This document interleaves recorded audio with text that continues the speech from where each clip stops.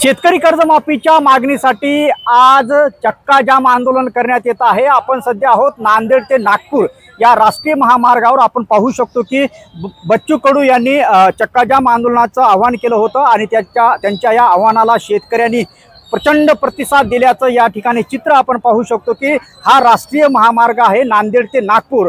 या महामार्गावर तब्बल 1 तासापासून या शेतकऱ्यांनी हा महामार्ग रोखून धरलेला आहे। त्यामुळे या महामार्गावर प्रचंड अशा वाहनांच्या रांगा लागलेल्या आहेत।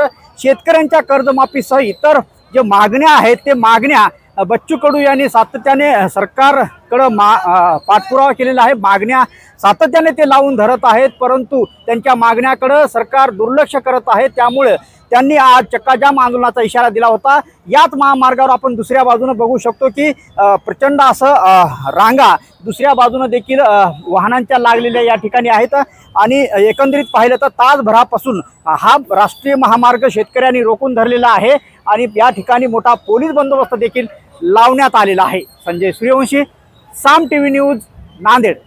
आता isakal.com आहे देशातील नंबर 1 ची मराठी न्यूज वेबसाईट। प्रत्येक अपडेटसाठी isakal.com ला नक्की भेट द्या।